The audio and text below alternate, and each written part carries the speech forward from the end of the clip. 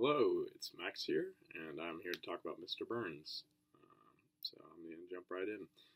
Probably the most memorable part about the play for me was the fact that it talked a lot about The Simpsons because I had never even seen The Simpsons growing up. I had never really watched any of the episodes or anything, so it's kind of interesting learning about that even in general because I feel like it's a pretty popular, especially culture-wise, TV show that I'd never seen. So it's kind of interesting trying to like follow along with like jokes that I probably should have gotten or like just parts of the plot that I probably should have gotten but I didn't. So that was probably pretty memorable to me because I realized how uncultured I was. Prominent themes of the play, I think it was fear just because throughout the whole thing, you see the characters just like going crazy because it's the post-apocalyptic world and just a lot of things are going on and another thing is probably the unknown because I think that stems from the fear, but also the unknown because they have no idea what's going on because there's just so much going on that it's hard to tell what's going on. And then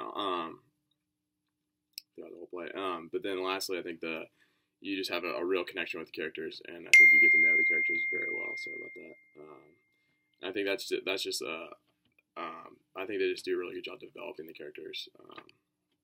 Throughout the play, and I think that becomes a major theme because you have this emotional connection with each of the characters. Talking about question 3 and just the play inside of play, I think it's called, I think it's a verbatim is what I would want to refer to because it's just they're trying to mimic what was already done. I think that's still kind of the way that it relates to. But then it kind of turns into what I think I looked it up. I think it's what's called a diversion play, and it kind of diverts from what was actually happening in their story rather than what's going on in their play.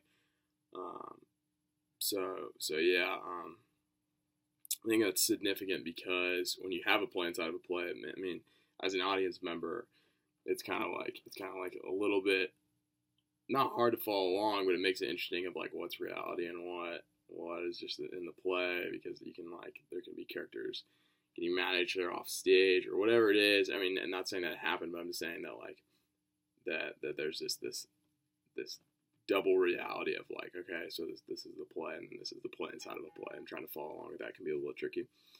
I think what popular culture story I'm guessing is going to be used by a lot of people, but the Hunger Games, just because it's like so far fetched from like what our world is now that it'd be survival of the fittest, and that they would literally do a game so they watch kids kill each other and die, and so like that's pretty crazy, and it'd be I mean just in a post-apocalyptic world, I mean, just survival of the fittest is pretty common in a post-apocalyptic world. That it's just like, if you win, you stay alive. If you don't, you die. Two questions I have are,